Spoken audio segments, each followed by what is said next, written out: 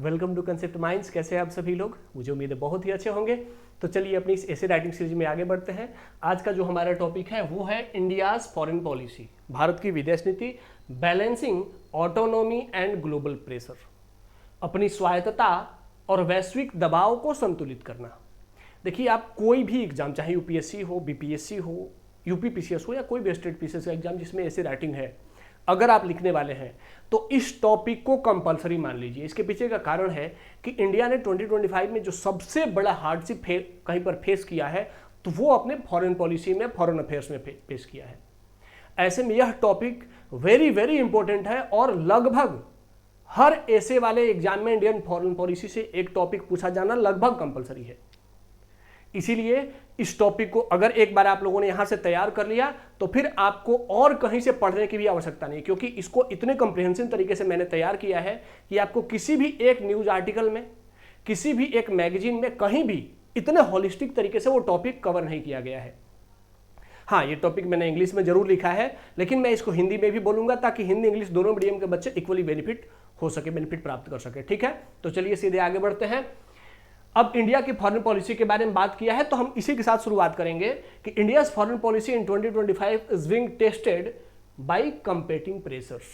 भारत की 2025 की विदेश नीति की सबसे बड़ी चुनौती उसके वैश्विक दबाव के समक्ष खड़ा होना है, जिसमें Trump's aggressive tariff against India's export, Trump की अग्रेसिव टैरिफ नीति या मॉस्को के साथ एनर्जी पार्टनरशिप को और डीप करना, एससीओ में अपने एंगेजमेंट को बढ़ाना और मल्टीपोलर वर्ल्ड ऑर्डर को प्रमोट करना, साथ ही वाशिंगटन का दबाव जिसमें कि रशियन ऑयल पर अपनी निर्भरता कम करना और वाशिंगटन के ट्रेड रूल्स को फॉलो करना, ये बहुत सारी चुनौतियां एक साथ 2025 में भारत की विदेश नीति के समक्ष आई। New Delhi has initiated instead chosen to diversify oil imports from Russia at discounted rates. लेकिन उन चुनौतियों के बावजूद भारत ने रशिया के साथ अपने डिस्काउंटेड रेट्स पर ऑयल इंपोर्ट को जारी रखा। While participating actively in SCO with China and Russia, it demonstrates India's refusal to be locked into any one camp. SCO में चीन और रूस के साथ अपनी निकटता को बढ़ाना यह दर्शाता है कि भारत किसी भी एक कैंप के साथ जुड़ करके अपनी विदेश नीति का संचालन नहीं करता है।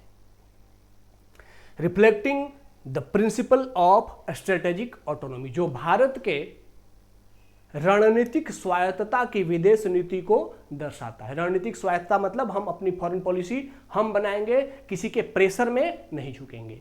तो ये हमारा इंट्रोडक्शन हुआ। इंट्रोडक्शन के बाद जब हम आगे बढ़ेंगे तो उसके बाद हम डिस्कस करेंगे evolution of Indian foreign policy.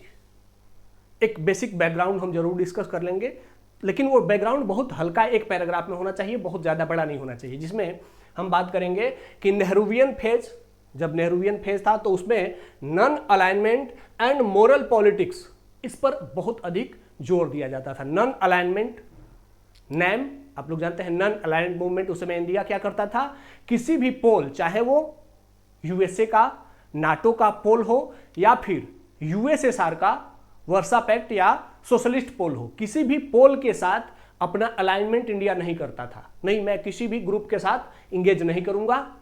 और क्या करता था कि मोरल पॉलिटिक्स, मतलब जो अशोक की नीति है, धम्म की नीति है, उसके अनुसार विदेश नीति का संचालन करने का प्रयास किया इंडिया ने। लेकिन उसके बाद फिर जब कोल्ड वॉर का दौर शुरू हुआ तो इंडिया की झुकाव, इंडिया का टिल्ट थोड़ा सा यूएसएसआर की ओर बढ़ा, लेकिन उन्होंने यूएसएसआर के साथ कोई फॉर्मल अलायंस नहीं किया। यूएसएसआर के साथ कोई हमारी फॉर्मल मित्रता की ट्रीटी नहीं रही कि हम उसके मेंबर हो गए, उसके ग्रुप के मेंबर हो गए। हालांकि हमारा झुकाव उस तरफ रहा।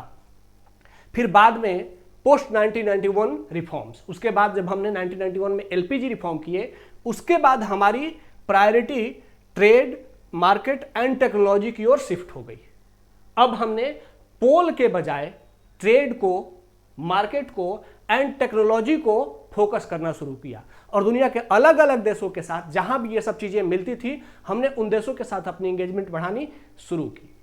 उसके बाद 21st सेंचुरी में हमने नेहरूवियन नॉन अलाइनमेंट को छोड़ करके अब मल्टी अलाइनमेंट को अपना लिया।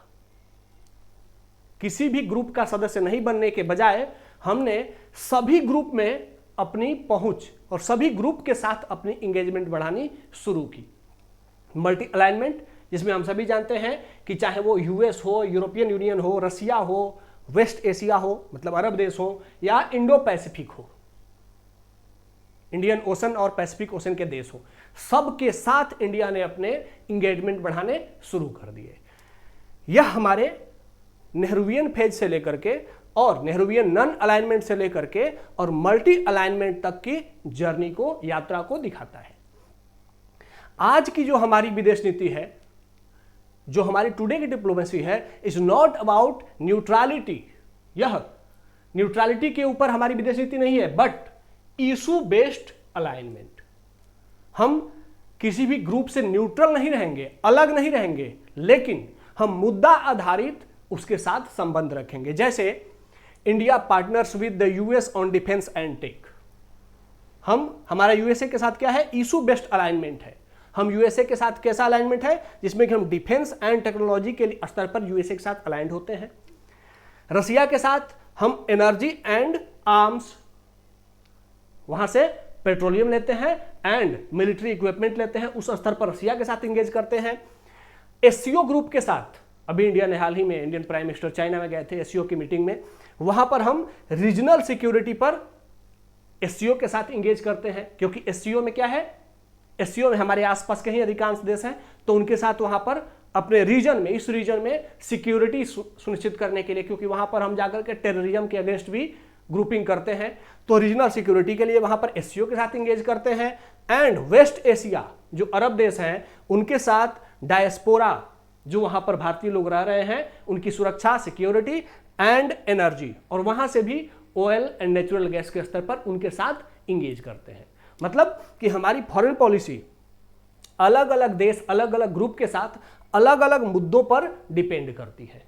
अब हम किसी भी ग्रुप से अलग रह करके, स्वतंत्र रह करके निष्पक्ष विदेश नीति नहीं बनाते, बल्कि सभी ग्रुप के साथ मिल करके, इंगेज होकर के और अपने नेशनल इंटरेस्ट के अकॉर्डिंग, जिस क्षेत्र से हमारी जो जरूरत है उसके अकॉर्डिंग अपनी विदेश नीति का संचालन करते हैं, निर्धारण करते हैं।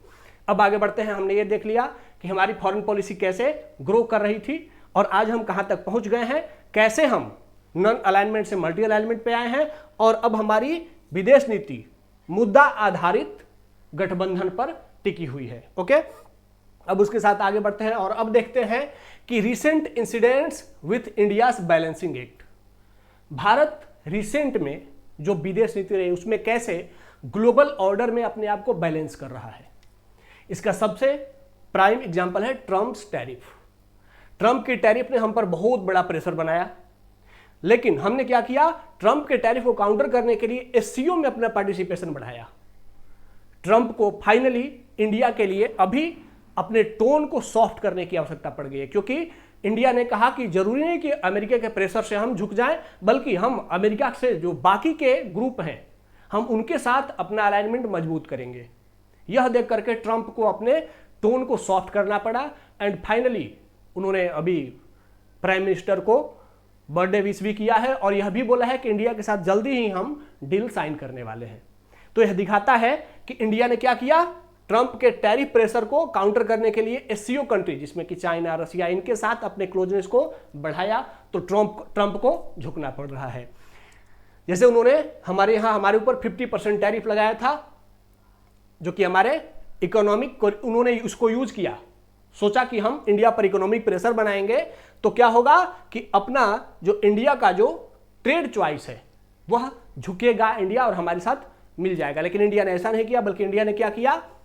इंडिया ने एक मल्टीपोलर ग्लोबल ऑर्डर को पुश किया और इसीलिए एससीओ में पार्टिसिपेट किया कि नहीं, अमेरिकन डोमिनेंस हम बर्दाश्त नहीं करेंगे, हम चाहते हैं कि किसी का डोमिनेंस नहीं हो, इसीलिए अगर आप डोमिनेंस दिखाओगे तो हम बाकी देशों के साथ मिल सकते हैं। और उसके साथ साथ हमने क्या किया? पार्टनरशिप विदाउट अलाइनमेंट मॉडल को इंट्रोड्यूस किया। हमने कहा हम सबके पार्टनर हैं, लेकिन किसी के स्वार्थ में कोई अलाइनमेंट नहीं बनाएंगे, कोई ग्रुप नहीं बनाएंगे, स्वार्थ में ग्रुप नहीं बनाएंगे, संधि करेंगे, दोस्ती करेंगे, स्वार्थ में ग्रुप नहीं बनाएंगे। साथ ही सेकंड आया रशियन ऑयल इंपोर्ट्स। यह एक बहुत बड़ा प्रेशर था इंडिया पर, क्योंकि इंडिया रशिया से ऑयल इंपोर्ट अपना लगातार बढ़ाता जा रहा है और ट्रंप या यूरोप जो है, ये जो कंट्रीज हैं, ये कह रहे हैं कि इंडिया रशिया को वॉर में फंडिंग कर रहा है। तो यह बहुत बड़ा चुनौती था इंडिया को बैलेंस करना कि क्या मोरली किसी भी कंट्री को वॉर में फंडिंग करना एथिकली करेक्ट है। तो इस बात को इंडिया ने कैसे काउंटर किया? Despite western sanctions and American warnings, India continue to import discounted Russian oil. India ने उनके वार्निंग के बाद भी रशिया से डिस्काउंटेड ऑयल परचेज करना जारी रखा और इंडिया ने इसके लिए जस्टिफिकेशन क्या दिया कि एनर्जी सिक्योरिटी एंड अफोर्डेबिलिटी यह हमारी आवश्यकता है, क्योंकि हम 140 बिलियन लोगों के लिए अपनी एनर्जी सिक्योरिटी करना हमारी मजबूरी है। साथ ही हम अभी उतने बहुत बड़े इकोनॉमिक हब नहीं है, अभी हमारी इकोनॉमी ग्रोइंग इकोनॉमी है, तो हमें चिप प्रोडक्ट चाहिए ताकि हमारी इकोनॉमी सस्टेन कर सके। तो हमें जहां से भी सस्ता मिलेगा हम वहां से लेंगे और यही हमारी नेशनल इंटरेस्ट को सर्व करता है। यह भी दिखाता है कि India third largest energy consumer है, तो इतनी अधिक अगर हमारी एनर्जी की आवश्यकता है तो ऐसे में जहां से भी सस्ता मिलेगा हमें वहां से खरीदना हमारी आवश्यकता है, मजबूरी है। ठीक है, इस तरीके से इंडिया ने कहा कि हम अपने बिलियंस ऑफ फॉरेक्स, जो हमारे पास विदेशी मुद्रा है, उसको बचा भी रहे हैं और साथ ही अपने यहां इन्फ्लेशन को भी कंट्रोल कर रहे हैं, महंगाई को भी कंट्रोल कर रहे हैं। तो यह हमारी आवश्यकता है, इसीलिए हम रशिया से ऑयल खरीदना जारी रखेंगे। इसके साथ ही इंडिया ने एक ओपन स्टेटमेंट भी दिया, national interest will guide oil sourcing, कि हमारी जो नेशनल इंटरेस्ट है वही हमारी ऑयल सोर्स को गाइड करेगी। हम किसी के प्रेशर में, किसी के दबाव में अपने ऑयल सोर्स को डाइवर्ट नहीं करेंगे, बल्कि जो हमारा नेशनल इंटरेस्ट है, जो राष्ट्र की आवश्यकता है, उसके अकॉर्डिंग ही हम अपनी ऑयल परचेजिंग जारी रखेंगे। एक बात आप लोगों को पता होना चाहिए कि इंडिया का बार बार प्रेशर रहता है कि पूरे वर्ल्ड में सबसे बड़ा क्रूड ऑयल का हब है वेनेजुएला, और अमेरिका वेनेजुएलन ऑयल पर प्रेशर करके, उन पर टैरिफ लगा करके उनको मार्केट एक्सेस उसका ब्लॉक कर चुका है। तो वेनेजुएलन ऑयल मार्केट में नहीं आता है। दूसरा एक बहुत बड़ा हब है ईरान, अमेरिका ने उस पर भी सैंक्शन लगा रखा है और ईरानियन ऑयल भी मार्केट में नहीं आता है। ऐसे में इंडिया के पास ऑयल परचेज करने के लिए बहुत सारे ऑप्शंस नहीं है, इसीलिए इंडिया रशिया से अपना ऑयल परचेज करना जारी रखेगा, ऐसा इंडिया का स्टैंड है। क्योंकि अमेरिका दुनिया भर के ऑयल को मार्केट में नहीं आने दे रहा है, तो हम बहुत महंगा ऑयल नहीं खरीदेंगे, जहां से भी हमें सस्ता मिलेगा हम खरीदते रहेंगे। ठीक है, तो इस तरीके से इंडिया का स्टैंड है कि support from global south as voice of autonomy. हम ग्लोबल साउथ के आवाज हैं। ग्लोबल साउथ मतलब जो पूरा वैश्विक दक्षिण है, इसमें अफ्रीका, लैटिन अमेरिका और एशिया के देश आते हैं, जो कि अभी अपने डेवलपिंग फेज में है, उनकी आवाज है इंडिया। अगर इंडिया चुप हो गया तो उनके लिए जो रिसोर्सेस हैं वो और महंगे हो जाएंगे, वो अपने डेवलपिंग फेज में ही कमजोर पड़ जाएंगे। तो इसीलिए इंडिया अमेरिका को और चाइना को, दोनों को काउंटर करके ग्लोबल साउथ के लिए एक आवाज बन रहा है, ग्लोबल साउथ के लिए एक नया ऑप्शन क्रिएट कर रहा है। ठीक है, अब आगे बढ़ते हैं और जानते हैं। तीसरा है मिडिल ईस्ट क्राइसिस। यह बहुत बड़ा चुनौती अभी बन गया है। आप सभी को पता है, रिसेंटली इजराइल ने कतर पर ड्रोन अटैक किया और उसके साथ ही हमास के कुछ टेररिस्ट मारे गए।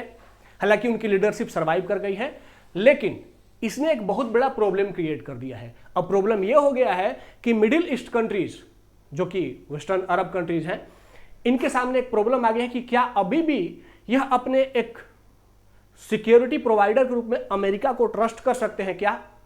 इसको लेकर के उनके यहां एक बहुत बड़ा मीटिंग हुआ है। अब यह मीटिंग इजराइल के अगेंस्ट है। अब इंडिया के सामने एक चैलेंज है कि कैसे जो इजराइल के साथ अटैक हुआ कतर पे, उसको क्या किया जाए। तो इंडिया ने इसके लिए क्या किया, इंडिया ने विदाउट नेमिंग, मतलब इजराइल का नाम नहीं लिया लेकिन क्रिटिसाइज किया, और साथ ही यह भी कहा कि बातचीत करना पड़ेगा दोनों पार्टीज को, तभी जाकर के इस मुद्दे को रिजॉल्व किया जा सकता है, लड़ाई से नहीं किया जाएगा। और इंडिया ने नेम क्यों नहीं लिया? इंडिया को नेम लेने में कोई दिक्कत नहीं है, लेकिन इंडिया ने इसलिए नेम नहीं लिया क्योंकि जब इंडिया में पहलगाम अटैक हुआ था, आपको पता है पहलगाम अटैक में हमारे सिविलियंस मारे गए थे, पाकिस्तानी टेररिस्टों ने उनको मारा था, तो कतर ने भी पहलगाम अटैक को क्रिटिसाइज किया था लेकिन पाकिस्तान का नाम नहीं लिया था। तो इंडिया अब उतनी स्ट्रांगली, जिस तरीके से आप जितना मेरी सपोर्ट करोगे उतना ही मैं भी आपका सपोर्ट करूंगा, चाहे कुछ भी हो। इंडिया अब ओपन खुल करके अपना स्टैंड रखता है, किसी से डरता नहीं है। तो कतर ने बिना नाम लिए क्रिटिसाइज किया, तो हमने भी बिना नाम लिए क्रिटिसाइज किया, हम भी नाम नहीं लेंगे, ठीक है। हालांकि इंडिया ने इसके लिए यह भी बताया कि दोनों पार्टीज को बातचीत करनी होगी, और इंडिया के प्राइम मिनिस्टर ने कतर के प्राइम मिनिस्टर और इजरायली प्रेसिडेंट दोनों से बात भी की इस मुद्दे पर कि इसका शांतिपूर्ण समाधान होना चाहिए, ठीक है। तो इस तरीके से इंडिया रिसेंट इजराइल अटैक पर अपना स्टैंड क्या रखता है, इसको कैसे बैलेंस करता है, ये भी हमने देखा।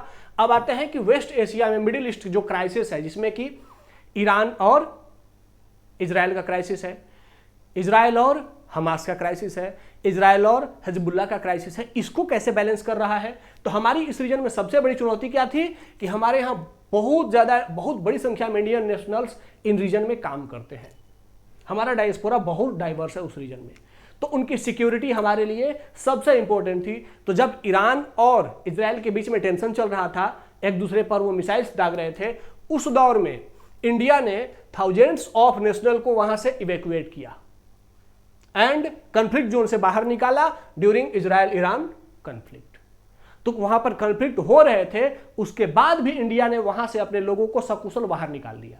यह दिखाता है कि हमारा जो मिनिस्ट्री ऑफ एक्सटर्नल अफेयर है, जो भारतीय विदेश मंत्रालय है, उसने काउंसलर एक्टिविज्म को कितना एक्टिवली, मतलब हमारे जो दूतावास हैं वह कितने एक्टिव और कितनी मजबूती से काम कर रहे हैं, साथ ही ग्लोबल रीच और कितनी हमारी ग्लोबल पहुंच है कि कहीं भी वॉर जोन हो, चाहे वो रसिया और यूक्रेन वॉर हुआ तो वहां से भी हमने अपने नेशनल्स को इवैक्यूएट किया और रसिया को कुछ समय के लिए हमला करने से रोक करके अपने नेशनल्स को बाहर निकाला। उसी तरीके से ईरान इजराइल में जब कॉन्फ्लिक्ट हुआ तो वहां भी हमने अपने नेशनल्स को बाहर निकाल लिया। दिखाता है कि हमारा जो विदेश मंत्रालय है वह पूरे दुनिया में, पूरे ग्लोब में कहीं भी कॉन्फ्लिक्ट होगा वहां से अपने सिटीजन्स को सकुशल बाहर निकालने में सफल है। तो यह हमारे काउंसलर एक्टिविज्म का एक बहुत बड़ा एग्जाम्पल है। साथ ही यह हमारी क्रेडिबिलिटी को भी दिखाता है कि दुनिया के देश इंडिया पर कितना ट्रस्ट करते हैं, इंडिया को कितना रिस्पेक्ट देते हैं कि इंडिया अपने सिटीजन्स को आसानी से इवैक्यूएट कर पाता है। साइमल्टेनियसली इंडिया ने हर जगह इन मुद्दे पर यूएन में पीस टॉक की भी बात करी है। तो इंडिया अपने सिटीजन्स को सिक्योर भी कर लेता है और साथ ही सॉल्यूशन की भी बात करता है। इंडियन प्रेसिडेंट जब रसिया से मिलते हैं तो कहते हैं it is not an era of war, यह युद्ध का दौर नहीं है।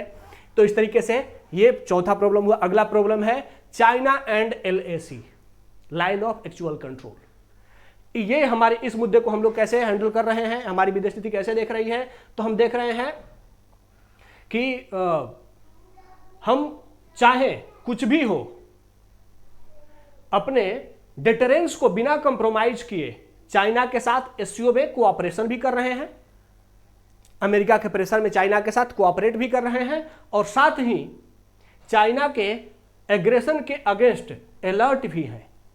मतलब बॉर्डर पर हमारी सिक्योरिटी भी हमने टाइट रखी हुई है और चाइना के साथ बातचीत भी कर रहे हैं। तो इस तरीके से हमारी जो फॉरेन मिनिस्ट्री है, जो हमारी विदेश नीति है, वह चाइना के साथ डिस्कस भी कर रही है, बातचीत भी है, अलाइनमेंट भी है, और अपनी सिक्योरिटी भी हम कॉम्प्रोमाइज नहीं कर रहे हैं। तो इस तरीके से अलग अलग मुद्दे पर कैसे हमारी विदेश नीति क्या क्या काम कर रही है, हमने वो देखा। अब समझते हैं कि हमारी विदेश नीति में अभी नए परिवर्तन क्या हुए हैं, what are the new themes introduced in our foreign policy. तो सबसे पहली बात है स्ट्रेटेजिक ऑटोनॉमी। हमने पूरे वर्ल्ड को बता दिया है कि हम किसी के भी प्रेशर में काम नहीं करेंगे, हम एक सोवरेन नेशन है, एक स्वतंत्र देश है, हम अपनी फॉरेन पॉलिसी खुद बनाएंगे, अपनी जरूरत के अकॉर्डिंग बनाएंगे। तो किसी की दबाव हमारे ऊपर नहीं चलने वाली है। दूसरा है नेशनल इंटरेस्ट फर्स्ट। इंडिया ने अपने फॉरेन पॉलिसी में यह निश्चित कर दिया है, पूरे विश्व को बता दिया है कि चाहे आप लोग आपस में कुछ भी कर रहे हो, हम वहां पर इंगेज करेंगे, हम दोनों पार्टी से इंगेज करेंगे और दोनों पार्टी के साथ हमारा ट्रेड चलता रहेगा। हम किसी के दबाव में किसी से अपना ट्रेड बंद नहीं करेंगे, चाहे अमेरिका कितना भी दबाव कर ले, हम रसिया से ऑयल इंपोर्ट करना बंद नहीं करेंगे। क्यों? क्योंकि यह हमारे नेशनल इंटरेस्ट में है और नेशन हमारे लिए पहले आता है। थर्ड है मल्टी अलाइनमेंट। हम किसी एक ग्रुप के साथ अलाइंड नहीं रहेंगे, एक ग्रुप के मित्र हो गए और दूसरे ग्रुप के दुश्मन, ऐसे नहीं होंगे। हम अगर अमेरिका के साथ क्वाड में अलाइन करेंगे तो चाइना के साथ एससीओ में भी अलाइन करेंगे, ब्रिक्स में भी अलाइन करेंगे। मतलब कि हम किसी भी एक ग्रुप के साथ एक ग्रुप के साथ अपना अलाइनमेंट नहीं रखेंगे, बल्कि हर जगह अफ्रीका के साथ भी अलाइन रखेंगे, साउथ अमेरिका के साथ भी रखेंगे, एशिया के साथ भी रखेंगे, यूरोप के साथ भी रखेंगे और यूएसए के साथ भी रखेंगे। ठीक है, तो मल्टी अलाइनमेंट यह हमारी विदेश नीति का एक बहुत मजबूत स्तंभ बन के उभरा है।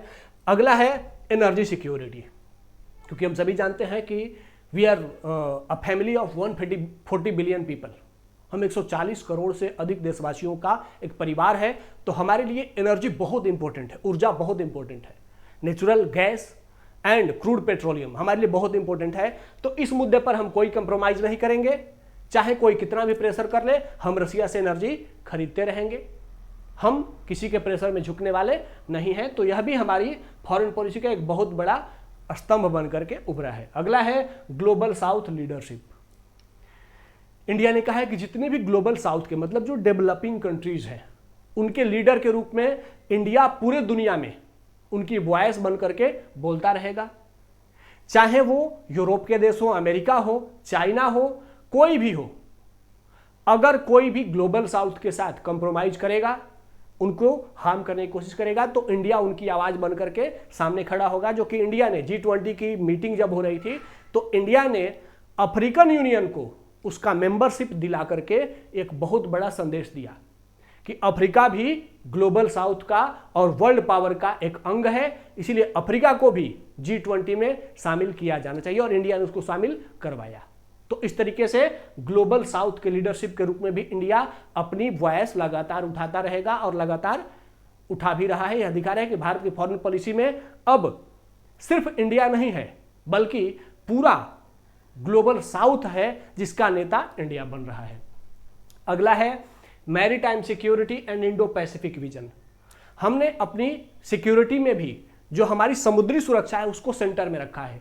हमारी फॉरेन पॉलिसी में चाइना को इंडो पैसिफिक रीजन में एग्रेसिव होने से काउंटर करना, इंडियन ओशन में चाइनीज अग्रेशन को काउंटर करने के लिए अलग अलग देशों के साथ एग्रीमेंट करना, इंडियन नेवी और दुनिया के अलग अलग नेवी के साथ यहाँ पर ड्रिल करना और उसके साथ साथ इंडो पैसिफिक में अपनी वर्चस्व, अपनी बढ़त को बनाए रखना, यह भी हमारी फॉरेन पॉलिसी का एक बहुत बड़ा पार्ट बना हुआ है। ठीक है, अगला है काउंसुलर डिप्लोमेसी।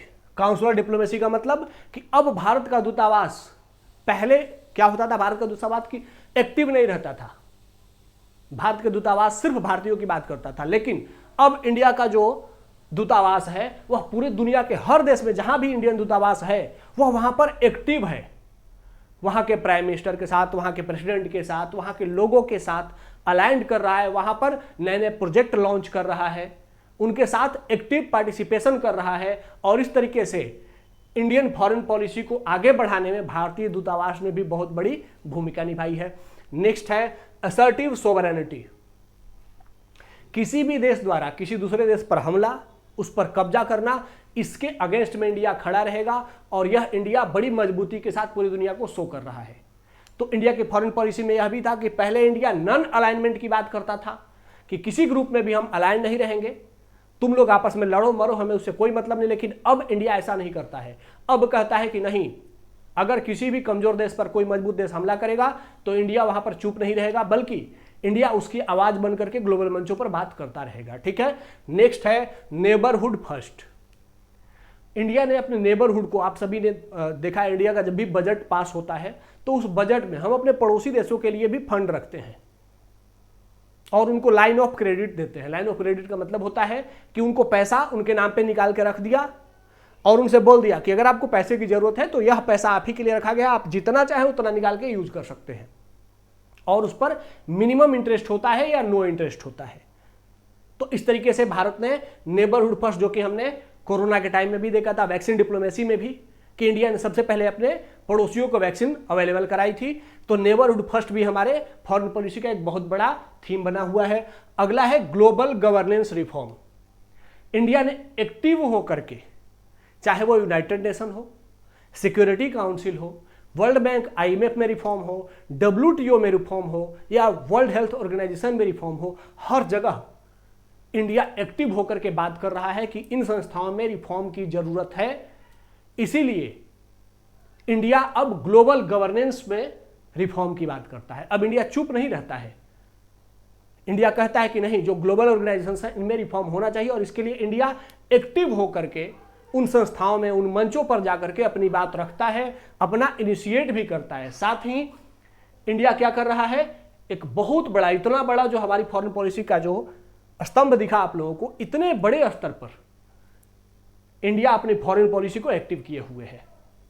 अब देखा हमने कि इंडिया की फॉरेन पॉलिसी बहुत अच्छा काम कर रही है, लेकिन इसका मतलब यह नहीं है कि हमारे सामने चैलेंजेस नहीं है।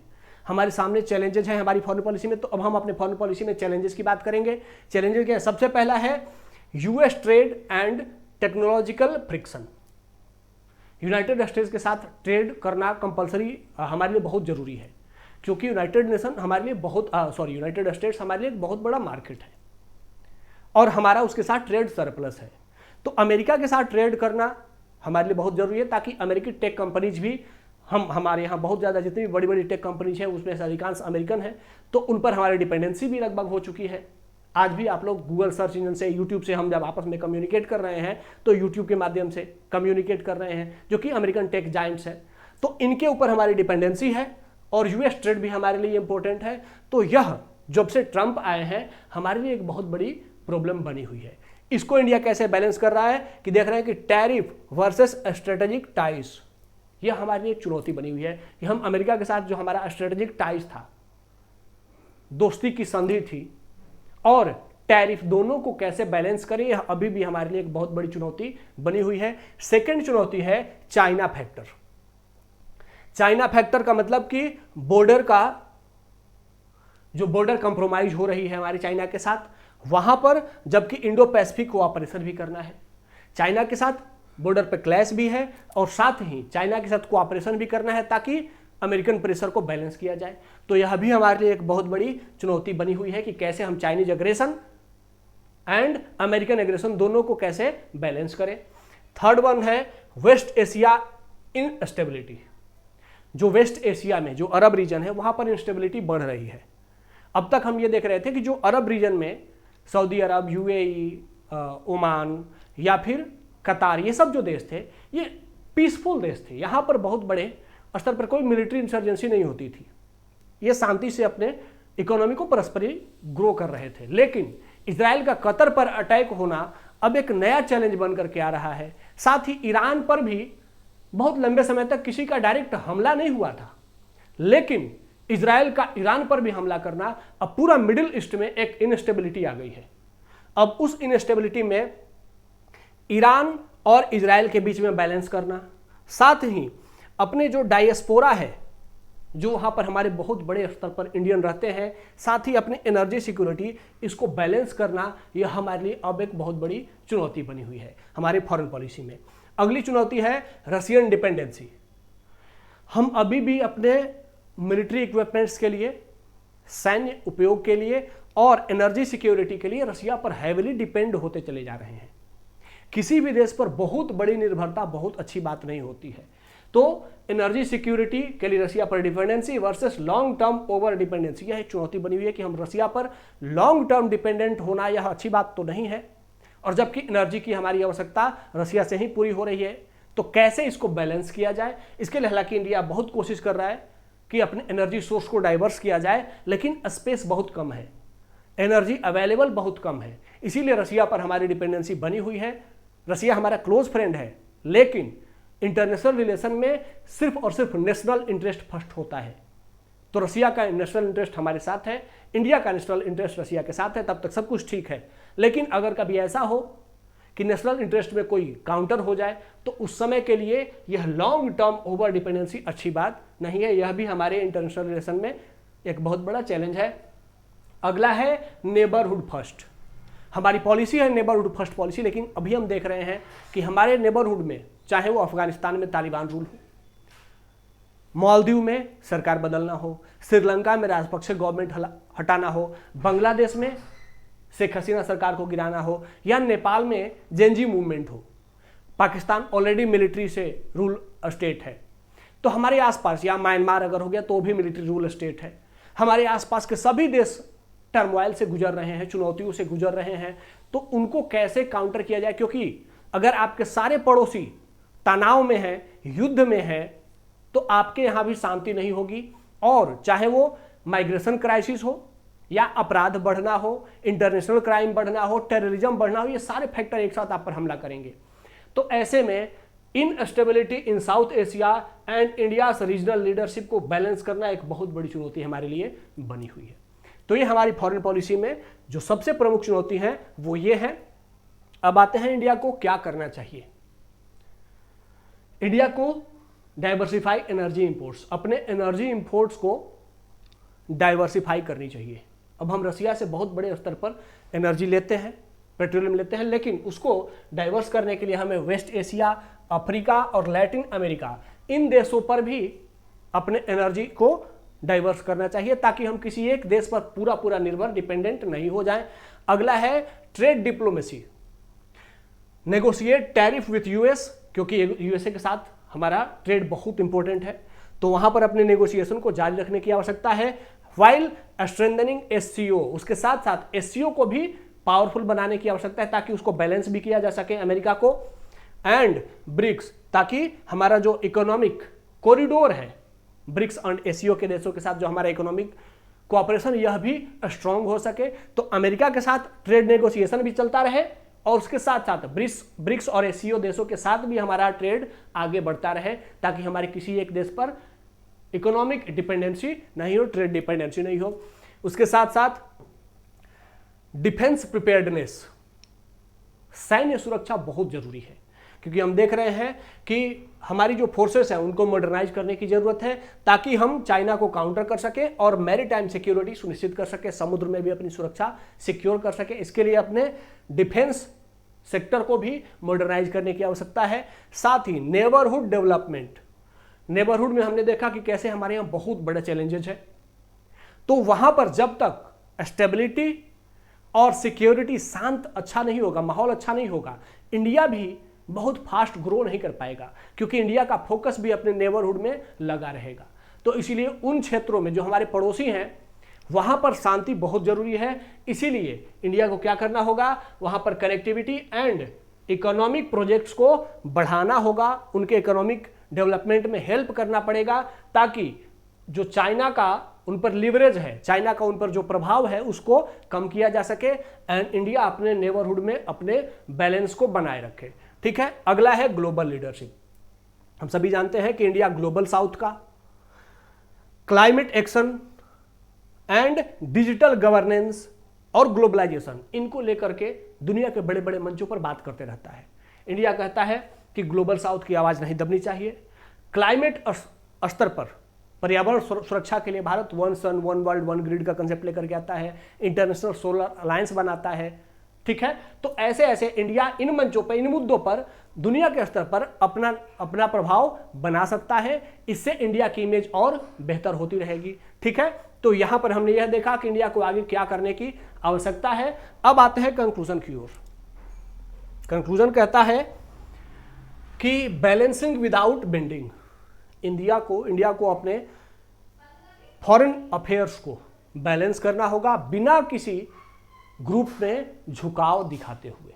न तो पूर्णतः एससीओ की ओर झुकना है और न ही पूर्णतः क्वाड की ओर या अमेरिका की ओर झुकना है। तो दोनों को बैलेंस करना है, भारत की आगे की रणनीति है। साथ ही not subordinate national interest to great power rivalry. जो ग्रेट पावर राइवलरी चल रहा है, आप लोगों को क्या लग रहा है कि ये रसिया और यूक्रेन वॉर, ये दो देशों का वॉर है? नहीं, यह बहुत बड़ा पावर राइवलरी है। वेस्ट का और रसिया और चाइना का डोमिनेंस का लड़ाई चल रहा है वहां पर। उसी तरीके से इजराइल और अरब का डोमिनेंस का लड़ाई चल रहा है। यहां पर कोई दो देशों का, दो मुद्दों का, दो आइडियोलॉजी का लड़ाई नहीं है, यह डोमिनेंस का लड़ाई है। तो इस डोमिनेंस की लड़ाई में इंडिया को अपने नेशनल इंटरेस्ट को समझौता नहीं करना है और अपने नेशनल इंटरेस्ट को फर्स्ट बना करके जो ग्लोबल वॉर चल रही है, ग्लोबल डोमिनेंस की वॉर चल रही है, उसको देखते रहना है और मल्टी अलाइनमेंट को प्रमोट करते रहना है। नेक्स्ट कम्स सेंट्रल चैलेंज जो हमारे फॉरेन अफेयर में है, वो है सस्टेन दिस ऑटोनॉमी। जो अभी तक हमने अपनी ऑटोनॉमी को, स्वायत्तता को सस्टेन रखा है, बनाए रखा है, चाहे वो अमेरिका का दबाव हो या चाइना का दबाव हो, कभी भी हम झुके नहीं हैं। इसको आगे और बनाए रखने की जरूरत है। और जो पोलराइज्ड वर्ल्ड हो रहा है, जिसमें कि पूरी दुनिया फिर या तो अमेरिका की ओर जा रही है या चाइना की ओर जा रही है, इस पोलराइजेशन को काउंटर करने के लिए इंडिया को मल्टीपोलराइजेशन को बढ़ावा देने की आवश्यकता है। तो ये इंडिया के लिए एक बहुत बड़ा चुनौती भी है, बहुत बड़ा अवसर भी है, क्योंकि जब भी कोई आपदा होती है तो उसमें समझदार लोग अवसर ढूंढ लेते हैं। तो दो पोलरों के बीच में इंडिया एक नया थर्ड पोल बन करके और ग्लोबल लीडर बन सकता है। यह इंडिया के लिए एक आपदा और अवसर दोनों है। ऐसे करके हम लोग इंड कर देंगे। एक बात निश्चित रूप से मैं कह सकता हूं कि इस टॉपिक को जितने बेहतर तरीके से एक्सप्लेन किया गया है, आपको एक जगह कहीं सारे टॉपिक बहुत अच्छे तरीके से नहीं मिलेंगे। सारी पॉलिसी, सारे डायमेंशन, सब कुछ एक्सप्लेन कर दिया मैंने। आपको अगर इसका पीडीएफ चाहिए तो नीचे डिस्क्रिप्शन में एक टेलीग्राम चैनल का लिंक होगा, आप लोग वहां जाइएगा, इसका पीडीएफ भी आपको मिल जाएगा। साथ ही लगातार बने रहिए, आपके एग्जाम में लगातार आपकी मदद करने के लिए मैं डेडिकेटेड रहूँगा। ठीक है, चलिए आज के सेशन को यहाँ एंड करते हैं, मिलते हैं नेक्स्ट सेशन में। तब तक के धन्यवाद, जय हिंद।